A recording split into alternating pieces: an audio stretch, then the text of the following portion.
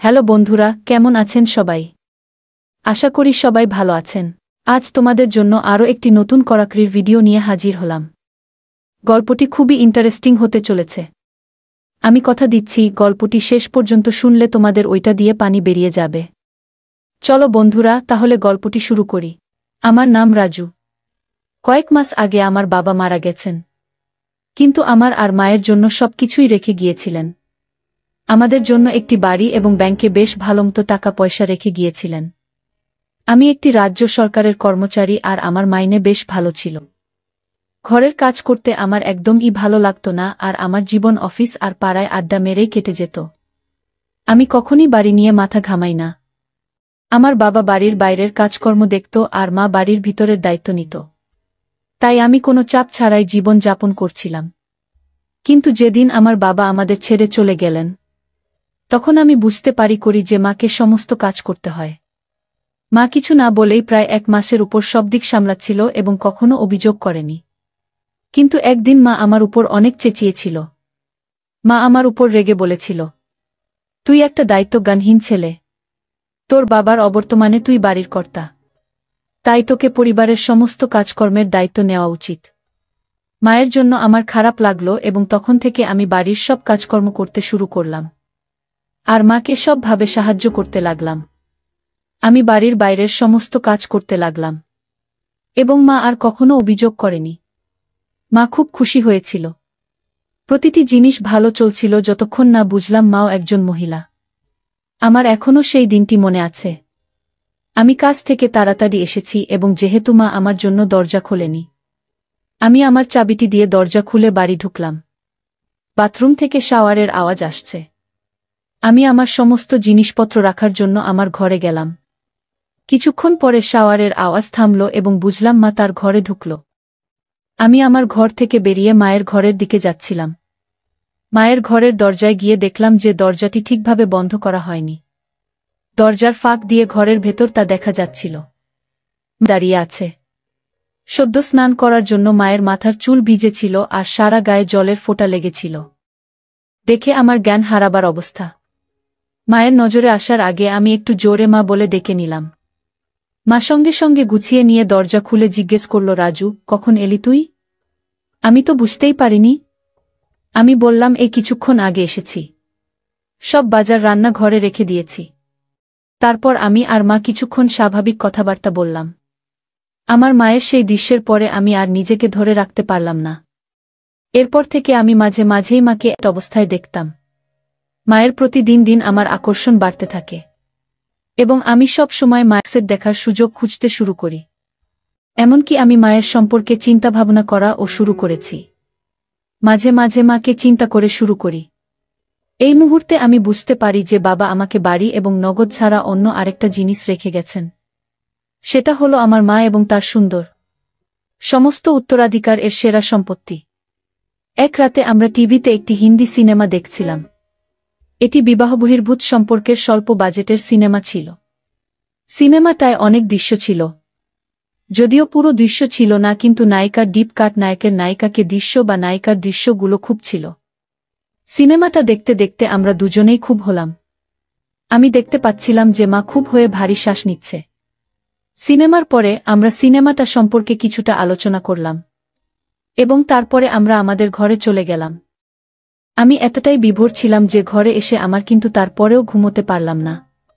Cinema এবং আমার মাকে নিয়ে ভাবতে ভাবতে হাতের কাজ করলাম। আমি দেখলাম যে আমাকে কিছু করতে হবে। আমি চিন্তা করলাম, যেহেতু আমি বাড়ির কর্তা, তাই বাড়ির মহিলাকে আমার কর্ত্রী বানাতে হবে।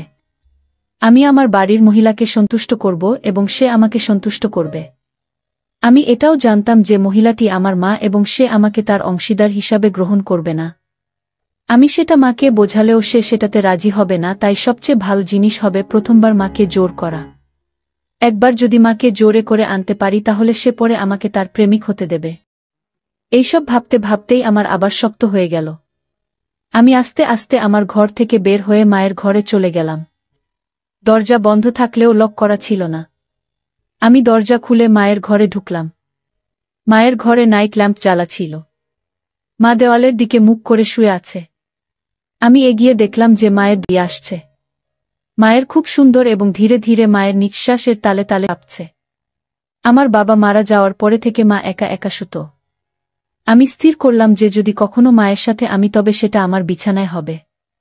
কারণ ওই বিছানাতেই বাবা বেঁচে থাকার সময় মা বাবা কারণ আমি চাইছিলাম মাকে আমার কর্ত্রী বানিয়ে একই বিছানায়। এরপর আমি মায়ের হাতটি ধরে বিছানা থেকে টেনে নামিয়ে তাড়াতাড়ি আমার ঘরে নিয়ে এলাম। মা ঘুমের ঘরে কিছু বোঝার আগেই আমার ঘরে এনে দরজাটা লক করে দিলাম। মা থতমতভাবে আমার দিকে জিজ্ঞেস করল, কি করছিস? আমি কিছু না বলে মায়ের টানতে লাগলাম। মা দু হাতে করে ধরে আছে যাতে আমি না পারি। কিন্তু আমি তখন পাগলে হয়ে আরো জোরে টানতে লাগলাম আর মায়ের সব চেষ্টা ব্যর্থ হয়ে গেল। মা এবার বুঝতে পারছিল যে কি হতে চলেছে। মাকে আমাকে ধাক্কা দিতে শুরু করল। মা নিজের মুখটা সরিয়ে নেওয়ার চেষ্টা করছিল কিন্তু আমি দুহাতে মাকে ধরে বসিয়ে দিলাম। মায়ের বাধা দেওয়ার শক্তি যেন কমে গেল। মা চুপচাপ দাঁড়িয়ে রইল। কিছুক্ষণ পরে যখন মাকে ছেড়ে দিলাম তখন মা তাড়াতাড়ি ঘরে থেকে বেরোবার জন্য দরজার দিকে যেতে লাগল। আমি দৌড়ে মায়ের দিকে গেলাম এবং এক হাত দিয়ে মায়ের ধরে আবার বিছানার কাছে নিয়ে এলাম। মা অবশেষে জিজ্ঞেস করল, কেন তুই আমার সাথে এরকম করছিস? আমি বললাম, কারণ তুমি আমায় বলেছিলে যে আমি বাড়ির কর্তা, তাই আমি তোমায় আমার কর্ত্রী বানাতে চাই। মা বলল, কিন্তু আমি তোর মা, মায়ের সাথে এসব হয় না। এই বলে কাঁদতে শুরু করল। তুমি মায়ের সাথে সাথে একজন মহিলাও, তাই না? এই বলে মায়ের জবাবের অপেক্ষা না আবার বললাম, মা তুমি আমায় আর বাধা দিও না, আমার জন্য প্রস্তুত হও। কাঁদতে কাঁদতে মা বিছানায় চিৎকার করে বলল, তুই কি চাস আমার থেকে? আমি কিছুই বললাম না, শুধু কাজ চালিয়ে গেলাম। মা কাঁদতে কাঁদতে বলল, এরকম করিস না, আমি তোর মা হই। আমি মায়ের মুখের দিকে তাকিয়ে বললাম, এবার থেকে তুমি আমার জীবন সঙ্গিনী ও হবে। পরের দিন সকালে যখন উঠলাম মাকে বিছানায় দেখলাম না। আমি তখনও আমার বিছানা ছিলাম। আমার এখনও মেঝেতে রয়েছে, তবে আমার মায়ের চিহ্ন নেই। এক মুহূর্তের জন্য আমি ভাবলাম যে আমি কি স্বপ্ন দেখছিলাম, কিন্তু তারপর যখন বিছানায় দেখলাম যে দাগ, তখন বুঝতে পারি যে এটি স্বপ্ন নয়, আমি সত্যি করেই মাকে রাতে। আমি তখন খুব অপরাধবোধ অনুভব করলাম। আমার ঘরের বাইরে হাঁটার মতো সাহস আমি পেলাম না। আমি যতক্ষণ পারলাম ঘরের মধ্যেই থাকলাম। এটা ভালো যে সেদিনটা রবিবার ছিল। কয়েক ঘন্টা পরে আমার মা দুপুরের দিকে আমার ঘরে এসে আমায় ডেকে বলল, অনেক বেলা হয়ে গেছে, তাড়াতাড়ি ঘুম থেকে উঠে পড়। মায়ের ডাক শোনার পরে আমার মধ্যে কিছুটা আত্মবিশ্বাস ফিরে এলো। আমি তাড়াতাড়ি বাথরুমের কাজ করে আবার নিজের ঘরে চলে এলাম। আমি আমার মাকে আরও বেশি সময় এড়াতে চেষ্টা করেছি যতক্ষণ না সে আমাকে আমার লাঞ্চ খেতে ডেকেছিল। সেই দিনটি আমাদের দুজনের জন্য এক ভয়াবহ দিন ছিল। আমরা কখনই কোনো কথা বলিনি। এইভাবে আরও কয়েকদিন পার হলো যেখানে আমি আর মা দুজনকে এড়িয়ে চলতে লাগলাম। যেহেতু আমি চাকরি করি তাই অনেকটা সময় আমি বাড়ির বাইরে থাকতাম। না হলে এরকম পরিস্থিতিতে আমি হয়তো পাগল হয়ে যেতাম। এই সময়ে মা ও আমাদের প্রতিবেশী এবং নিকটাত্মীয়দের সাথে অনেক সময় দিত। সম্ভবত আমার থেকে দূরে থাকার জন্যই মা এটা করত বলে আমার ধারণা। প্রায় 1 মাস শেষ হবার পরে আমি ঠিক করলাম এইভাবে চলতে পারে না এবং আমাকে কিছু একটা করতে হবে। বৃহস্পতিবার আমাদের রাতের খাবারের পরে আমি মাকে বললাম, মা আমি খুব দুঃখিত এবং আমি কখনোই তোমাকে আঘাত করার জন্য এটা করিনি। আমি সত্যি তোমায় খুব ভালোবাসি। মা আমার দিকে তাকিয়ে তারপর কান্নায় ফেটে পড়ল। আমার খুব খারাপ লাগছিল। স্বাভাবিক অবস্থায় ফিরে আসতে আরও 2 দিন লেগেছিল। আমাদের ছেলের সংস্কারের স্বাভাবিকতা কখনই ফিরে আসেনি। মা সর্বদা আমার কাছ থেকে দূরে থাকার চেষ্টা করেছিল এবং যখন পরিবর্তন করত অথবা ঘুমাতে যেত সবসময় নিজের ঘরের দরজা লক করত।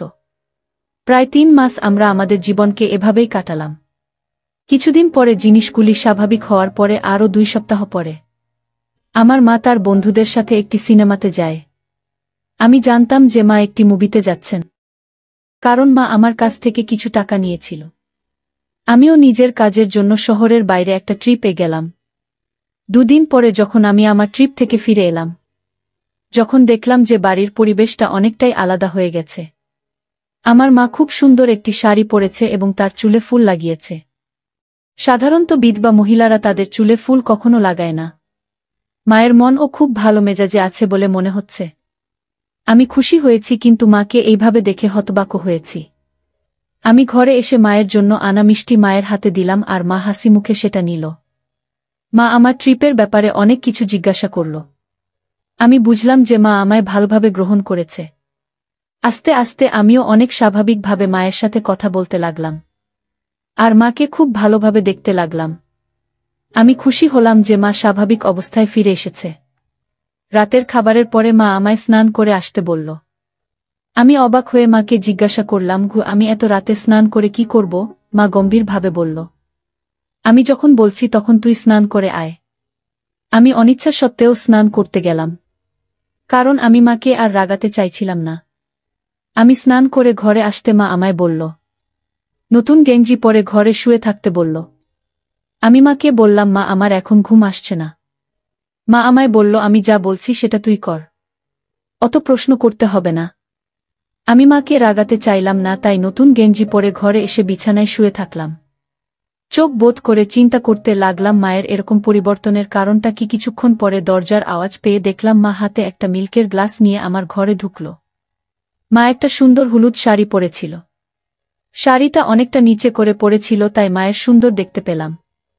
আমি মাকে এভাবে দেখে হতবাক হয়ে গেলাম। মা যেন ঠিক এক নববধূর মতো আমার ঘরে ঢুকল, কারণ সাধারণত নববধূ রায় হাতে মিল্কের গ্লাস দিয়ে এইভাবে ঘরে প্রবেশ করে। এক মুহূর্তের জন্য আমি ভাবলাম যে এটা হতে পারে না। আমি আমার চোখকে বিশ্বাস করতে পারছি না। আমি যাকে চেষ্টা করেছিলাম সে আবার আমার কাছে আসার চেষ্টা করছে কেন? মা ঘরে ঢোকার সাথে সাথে ঘরের দরজাটি বন্ধ করে আমার কাছে এসে গ্লাসটা হাতে দিল। আমি গ্লাসটা নিয়ে খেয়ে নিলাম। গ্লাসটা টেবিলে রেখে মা আমার কাছে এসে দাঁড়িয়ে মুচকি হেসে বলল, তুমি যদি চাও তাহলে তোমার মা তোমার কর্ত্রী হতে প্রস্তুত। মায়ের কথা শুনে আমি হতবাক হয়ে গেলাম। আমি বিশ্বাস করতে পারছি না যে আমার নিজের মা আমাকে তাকে আমন্ত্রণ জানাচ্ছে। আমার এসব চিন্তা করতে কয়েক মিনিট সময় লেগেছে, কারণ আমি দেখতে পেলাম যে আমার মা এখনও আমার উত্তরের জন্য অপেক্ষা করছে। এই মুহূর্তে আমি কি করব বুঝতে পারছি না। আমার মাকে দেখতে ঠিক একজন সদ্য বিবাহিত কনের মতো লাগছে। মা নিজেকে আমার কর্ত্রী হিসাবে গ্রহণ করার জন্য প্রস্তাব দিচ্ছে, এবং আমার শক্ত হচ্ছে। হ্যাঁ হ্যাঁ বলার বাইরে আমি আর কিছুই ভাবতে পারলাম না। এরপর থেকে আমাদের সম্পর্ক স্বামী স্ত্রীর মতো হয়ে গেল। মা আমার ঘরে প্রতি রাতে শুতে আসত। কারো কৌতূহল হতে পারে তাই মায়ের ঘরের বিছানাটাও সাজানো থাকত। দিনের বেলায় যখন কেউ আমাদের চারপাশে থাকে তখন আমরা কেবল মা এবং ছেলে, কিন্তু রাত হলেই আমার স্বামী ও স্ত্রী হয়ে যেতাম। মা স্বামীর কাছ থেকে ফিরে আসার অপেক্ষায় স্ত্রীর মতো পোশাক পরে আমার জন্য অপেক্ষা করত।